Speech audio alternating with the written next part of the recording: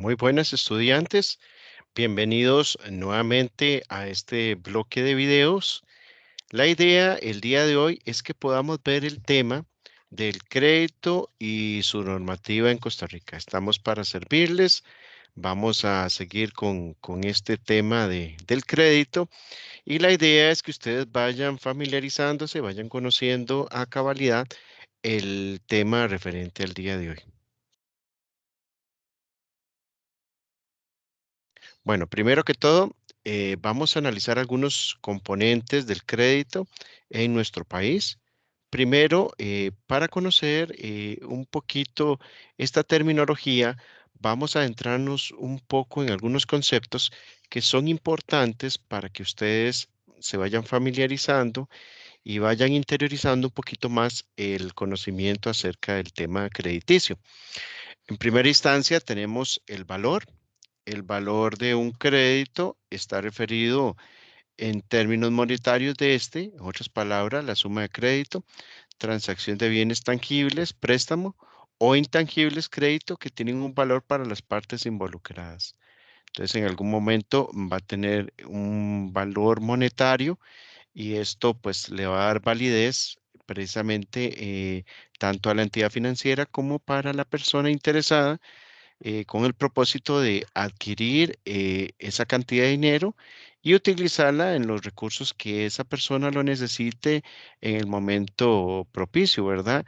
Ya sea por situaciones personales o por la adquisición de algún bien o lo que él lo tenga destinado de acuerdo a sus requerimientos. El segundo punto es el traslado de la propiedad. El traslado de la propiedad de una persona jurídica o física a otra. El monto del crédito será propiedad del deudor por la transmisión del dominio de este monto, pero no como capital propio, puesto que es un capital prestado que debe devolver. O sea, en otras palabras, hay una personería jurídica, en este caso sería la entidad financiera, la entidad bancaria, que le trasladará a los fondos precisamente a ese deudor. Ese deudor se hará de los fondos, pero no es capital propio, sino que es un capital que es prestado y que en el transcurso del tiempo él tendrá que ir haciendo, retribuyéndole propiamente a la entidad financiera, reintegrándole ese dinero y a partir también de un principio de pago de intereses, ¿verdad? Que es la cantidad que va a ir ganando la entidad financiera por el haber prestado ese dinero. Por otro lado, tenemos un concepto muy importante que es el de la deuda.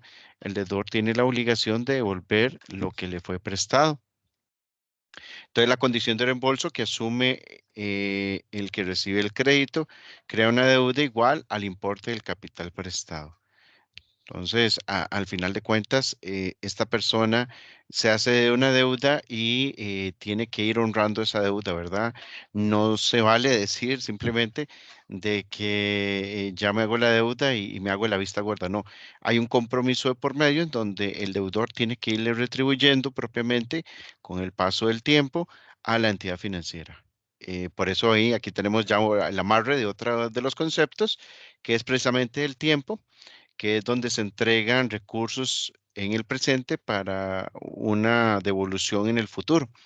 La finalidad del crédito por parte del acreedor es obtener en el futuro la mayor ganancia o beneficio por cuanto incrementa su capital inicial con el monto de los intereses que le paga el deudor. Claro está, obviamente que no se le va a pagar el dinero, no se le va a retribuir el capital completo a la entidad financiera en el momento en que se le preste, sino que eso es con el paso del tiempo. Pero obviamente que si ponemos en contexto en una situación en donde hay varios préstamos al mismo tiempo, esa precisamente va a ser la ganancia para la entidad financiera, porque pongamos un caso hipotético, una persona solicita un préstamo de 500.000 colones, al final lo que le tiene que reintegrar a la entidad financiera con el paso del tiempo y los intereses probablemente será hasta 1.200.000, más del doble. Entonces, esto significa que esto se va a convertir en la ganancia para la entidad financiera, pero es con el paso del tiempo. No es que se le reintegra de inmediato porque se estipula la cantidad de tiempo en que se va a fijar ese contrato de crédito. El precio del crédito, la tasa de interés que paga el deudor, representa el costo de obtener y usar en el tiempo ese capital prestado. Cuanto mayor sea el tiempo que el capital está prestado, mayor sea la suma que recibe el acreedor. Obviamente que entre el acreedor, o sea, la entidad financiera y el deudor, fijan los plazos que el deudor quiera estipular ante la entidad financiera, de tal manera que él puede decir, yo quiero hacerme un préstamo, pero quiero pagarlo en el corto plazo. Entonces, cuando hace esto, lo que denota es que la persona va a pagarle menos intereses a la entidad financiera. Y esto hasta cierto punto, pues, es un beneficio para la persona. Lo que pasa es que si hace eso, las cuotas van a ser muchísimo mayores. A mayor es el plazo, mayor cantidad de capital que le va a tener que reintegrar el deudor al acreedor, pero por otro lado la cuota se disminuye. Eso es como un estire y encoge entre la necesidad real del deudor y lo que a final de cuentas la entidad financiera puede llegar a ganar por el costo de ese crédito. La confianza y garantía, se debe tener confianza de que la deuda se va a pagar, confianza en la voluntad de cumplir con la promesa de pago hecha. Obviamente que las entidades financieras tienen que garantizarse que efectivamente los deudores están en capacidad para poder honrar esas deudas. Sin embargo, pues no podemos mitigar el riesgo al 100% y puede ser que se presenten imprevistos, situaciones extemporáneas o ajenas a un deudor, como la pérdida de un familiar o como la pérdida de un trabajo o como un accidente o lo que fuera, y de repente entonces ya no puede honrar la deuda. Siempre va a haber un riesgo, ¿verdad?, por parte de la entidad financiera en el momento de hacer el otorgamiento de los créditos. Algunas formas de clasificar los créditos. Bueno, aquí tenemos algunos ejemplos, ¿verdad? De acuerdo a las actividades económicas, puede ser por agricultura, electricidad, construcción, hoteles, transportes, enseñanzas, consumos, administración pública. También tenemos fuentes de los recursos que pueden ser del sector público o del sector privado. Mucha gente en estos momentos pues optan por el sector público, por que les da mayor garantía, tiene mayor peso, trayectoria del gobierno, etcétera. Entonces esto hace como mayor garantía. Sin embargo, hay una buena proporción de lo que el sector privado también tiene acaparado las fuentes de recursos. El tipo de garantía puede ser real, fiduciaria, de títulos valores, fideicomisos de garantía. Todo va a depender de cuáles son los criterios y las condiciones en las cuales el deudor pueda ofrecerle como garantía a la entidad financiera. Por otro lado están los tipos de tasa fija y variable. Hace muchos años se manejaba el concepto de tasa fija, ¿verdad? En donde los préstamos no tenían variación en las tasas de interés y era muchísimo más fácil para las personas pues hacer esos cálculos. Hoy en día pues en la mayor parte de los casos los préstamos son con tasas variables y entonces esto hace que en algún momento los costos de los préstamos se incrementen considerablemente con el paso del tiempo. Hay tarifas ya escalonadas de acuerdo a lo que establezca la entidad financiera y ellos deben de someterse a lo que la entidad financiera en su momento estipule o estipule como parte y dentro del contrato, ¿verdad? Hace muchos años se manejaba esto, como les decía. Hoy en día, pues solo hablamos, creo que del Limbo, que es el único que establece un sistema de tasa fija para los préstamos de vivienda, pero hay que previamente hacer un ahorro como de unos 2, 3 años y después de eso ya la persona tiene la oportunidad de madurar su plan y entonces con eso puede solicitar su crédito y ese crédito ya sí va a ser con tasa fija. Pero son muy pocas las opciones que realmente existen en el mercado. Algunas cooperativas o asociaciones solidaristas ofrecen tasas fijas, entonces esto es como para beneficio de sus asociados y afiliados, pero son bajo ciertas excepciones. Los préstamos pueden ser de corto, mediano y largo plazo. En la mayoría de los casos, los de corto plazo son préstamos personales. El caso de los de largo plazo, vamos a hablar de tipos de préstamo que son ya como de vivienda, 25, 30 años, dependiendo de lo que tenga estipulado también la entidad financiera. Los días de operación de atraso del crédito, pues hay casos en donde la mayoría pues tienen sus préstamos vigentes, hay gente que tiene atrasos, entonces ya empiezan a marcarse como índices de morosidad entre 30 a 60 días, de 61 a 180 días y de más de 180 días de atraso, que es cuando ya la entidad financiera toma la decisión de lanzar este tipo de clientes a cobro judicial. El estado de operación vigente, vencida o en cobro judicial. judicial. Bueno, lo que estábamos hablando hace un ratito, ¿verdad? Tipo de entidad que le otorgó: banco privado, banco público, cooperativa de ahorro, mutual, asociación solidarista. Esas serían algunas de las opciones que existen actualmente dentro del mercado. El tipo de moneda, pues en la mayoría de los casos manejamos lo que es el colón costarricense, algunos casos los dólares, pero la recomendación para los dólares es que es mejor que la persona gane en esa moneda, porque entonces no se somete tanto a los efectos de la fluctuación de la moneda, ¿verdad? En algunos casos, para las personas que tienen créditos en dólares, hoy en día pues les es favorable porque los créditos están pagando menos cantidad debido a que el tipo de cambio ha bajado considerablemente. Pero cuando el tipo de cambio, por ejemplo, estuvo en 700 colones, la cantidad de colones de compra de dólares por cada colón era altísima. Entonces, eso significa que tenían que pagar muchísimos colones a la hora de poder honrar sus deudas. En algún momento también se pensó en unidades de desarrollo, ¿verdad? Pero esta poco a poco ha ido saliendo del mercado. Hay también los tipos de personas que reciben estos créditos. Pueden ser personas físicas o personas jurídicas cuando está a nombre de alguna sociedad, alguna empresa.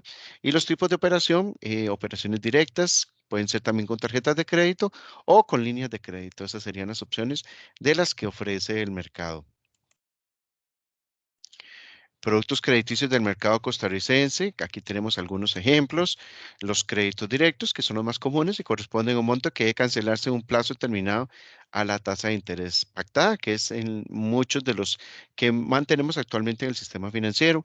Las tarjetas de crédito, que es muchísima la cantidad de gente que hoy en día está endeudada con las tarjetas de crédito. El asunto es que no se maneja, no se le da un uso adecuado a la tarjeta de crédito, y entonces esto hace un efecto multiplicador como una bola de nieve. Al final se tienen y terminan pagando una cantidad altísima de intereses, no se van honrando las deudas como debe y simplemente se van haciendo los pagos mínimos, en donde al final de cuentas no se está pagando nada de lo que sería el capital. En esto hay que tener mucho cuidado y hacer una educación exhaustiva y de mucha conciencia sobre la sociedad costarricense para que sepan realmente el uso normal y formal de las tarjetas de crédito. Las líneas de crédito, por su parte, tienen un procedimiento de uso similar al de las tarjetas de crédito. Sin embargo, se otorga generalmente como empresas, como capital de trabajo. Esa sería la opción, la consigna. Por otro lado, tenemos el descuento de facturas. En estas operaciones crediticias se otorga un crédito al deudor, cede legalmente las facturas pendientes de cobro para que la entidad financiera se encargue de cobrarlas. Entonces es como delegar un poquito de esa función en la entidad financiera. Otro concepto es el leasing o arrendamiento financiero, que es un contrato celebrado a mediano o largo plazo y se supone la presencia de un empresario necesitado de bienes de capital, maquinaria o equipo. Por ejemplo, se hace mucho en las entidades el hacer leasing de máquinas de uso informático, precisamente porque existe la posibilidad de que estas máquinas estén en constante modernización. Y entonces cuando ya pasa el tiempo en donde ya la máquina se va volviendo obsoleta, no es rentable para la entidad de estar gastando millones de billones en la compra de equipo de este tipo, y entonces es necesario para eso contar mejor con leasing, que es una especie de alquiler que se hace precisamente sobre esos bienes. El financiamiento para otra entidad financiera: se otorga crédito para mejorar el flujo de caja al deudor, generando una sola operación crediticia. Bueno, estos son algunos de los tipos también de créditos que se podrían hacer a nivel de entidades, y eso pues es bastante lógico y normal dentro del flujo normal del sistema financiero. Otro es la banca de segundo piso, que es una entidad financiera, pone a disposición a otra entidad financiera una cantidad de dinero dirigido a atender necesidades crediticias de clientes. Esto también, otra es la que le hace el otorgamiento a los clientes y se basa de un banco a otro. Y está también la operación back to back, que es la operación crediticia cuyo saldo total adeudado se encuentra totalmente cubierto mediante un contrato entre la entidad acreedora y el deudor. Por aquí tenemos algunos conceptos claves de la normativa crediticia en Costa Rica. Tenemos la capacidad de pago, que es la situación financiera y capacidad que tiene el deudor para generar flujos de efectivo en el giro normal de su negocio, la remuneración de su trabajo y retribución de capital. Cuando una empresa o una persona física hace la solicitud de un crédito, se tiene que hacer el estudio de esa capacidad de crédito para medir los flujos de efectivo, si efectivamente la empresa cuenta con la capacidad para hacerle frente a lo que va a solicitar a nivel de crédito, o una persona física, en este caso, si es un asalariado, si cuenta con los recursos disponibles y la cantidad suficiente de liquidez para hacerle frente y honrar esas deudas también. Por otro lado, tenemos el Centro de Información Crediticia, que es el que genera reportes individuales de una persona sobre la situación crediticia actual e histórica en dichas entidades. Además, calcula de forma el comportamiento del pago histórico. Muy importante, es un mecanismo que utiliza la SOGEF para determinar si realmente los candidatos a solicitudes de créditos son realmente buenos candidatos precisamente para poder hacerse del crédito. El comportamiento de pago histórico son los antecedentes crediticios del deudor en la atención de sus obligaciones financieras durante los últimos 4 años. Bueno, ahí es importante también rescatar de cuál es la situación de la persona, si ha sido un buen cliente a nivel del sistema financiero, porque se hace un estudio de todas las entidades financieras para determinar si la persona realmente cumple con estos requisitos. Otro es el deudor, que es la persona que recibe los fondos o facilidades crediticias de la entidad de forma directa. Bueno, eso por sí mismo ya se menciona de lo que se refiere. La morosidad, que es la cantidad de días de atraso del pago del principal, intereses, otros productos y cuentas por cobrar asociados a la operación crediticia. Y el riesgo de crédito, pues es el que tienen las entidades financieras, que es la posibilidad a la cual está expuesta la entidad de que el deudor incumpla o no honre sus deudas en los términos pactados del contrato de crédito. Causas de morosidad en los pagos de deuda, pues aquí tenemos algunos ejemplos. Morosos fortuitos, tienen la intención de pagar, pero cancelan de liquidez en el momento de hacer el pago, por lo que una buena opción para resolver es el refinanciamiento de deuda con la entidad financiera. Bueno, esos son algunos mecanismos que utilizan las entidades para garantizarse que esos clientes realmente sigan cancelando y honrando sus deudas. Morosos circunstanciales también tienen intención de pagar, pero no pueden hacer frente al pago por algún problema que les haya pasado en algún momento, y cuando una vez resuelto el problema, ellos lo proceden a cancelar ante la entidad financiera. Morosos intencionales que, a diferencia de los anteriores, tienen capacidad de pagar pero no la intención, entonces rechazan los pagos. Otros morosos desorganizados que tienen intención de cumplir con sus obligaciones, pero en muchos casos desconocen los pagos o las fechas de vencimiento. Entonces aquí lo que se recomienda es que la entidad financiera esté generando estados de cuenta y enviándolos a los correos electrónicos de los deudores con la finalidad de que ellos estén al tanto de cómo está la información, su información crediticia, y poder así estar cancelando en los tiempos previstos por la entidad financiera. Y morosos negligentes, como en el caso anterior, son personas que no llevan un control de sus obligaciones de pago, pero además tampoco tienen interés de pagar, ¿verdad? Esto también podría darse perfectamente. Los tipos de moroso y el nivel de riesgo. Esto también es muy importante para las entidades financieras, darse cuenta si efectivamente hay un riesgo latente muy alto, ¿verdad? Por parte de este tipo de clientes que podrían presentarse en las entidades financieras. Los morosos son clasificados de 1 a 5 de acuerdo a las siguientes descripciones. El caso del normal incluye a todas las personas que tienen productos financieros o crediticios con un atraso de hasta 31 días. Se trata, por ejemplo, de la situación típica de alguien que usa su tarjeta de crédito y paga al final del tiempo establecido. El riesgo bajo, clientes con atraso de pago de más de 31 y hasta 90 días desde el vencimiento, que implica una alerta de mora temprana. Riesgo medio, clientes con atraso de más de 90 y 180 días. Ya aquí se va poniendo más caliente y candente la cosa, ¿verdad? El riesgo alto es cuando se aplica a quienes tienen deudas atrasadas más de 180 días hasta un año. Y el irrecuperable, que son atrasos superiores a un año. Aquí es cuando las entidades financieras toman la determinación a nivel legal y entonces hacen el embargo de las cuentas de los clientes.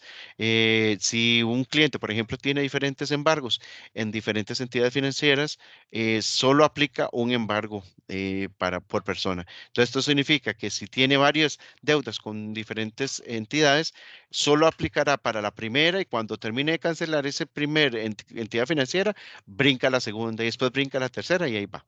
Esa sería la forma de cómo se trabajaría el pago a las entidades financieras para esos clientes que son irrecuperables.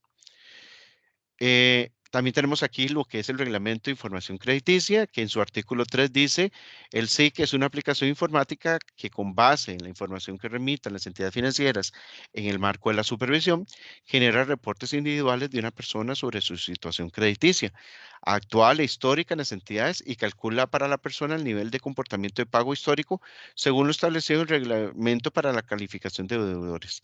Y bueno, adicionalmente que dice que esto es un requisito que se pide a nivel del sistema financiero y está establecido de acuerdo a los requerimientos de la SUGEF. Entonces, esto, pues, todas las personas que solicitan crédito tienen que verse sometidas por este reglamento.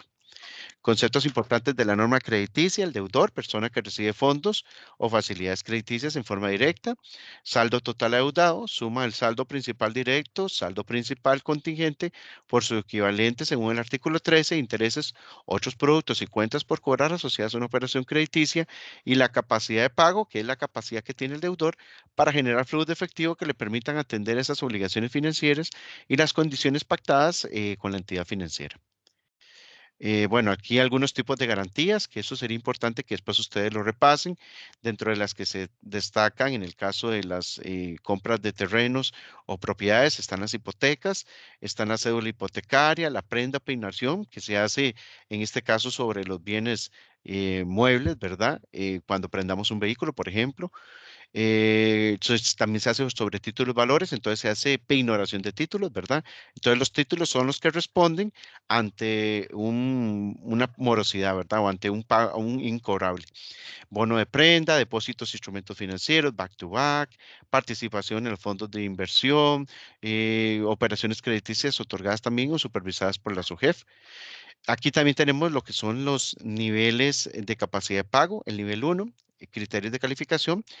Los resultados muestran que la capacidad de pago es suficiente para atender obligaciones crediticias en términos pactados, aún bajo escenarios de estrés. Aquí son escenarios hipotéticos que hacen las entidades financieras, esos escenarios de estrés, precisamente para medir las capacidades de los clientes. En el nivel 2 son los resultados que muestran bajo un escenario normal la capacidad de pago es suficiente para atender las obligaciones crediticias en los términos pactados, pero en situaciones de estrés de las variables críticas entre las que excluye el tipo de cambio, existen debilidades en la capacidad de pago.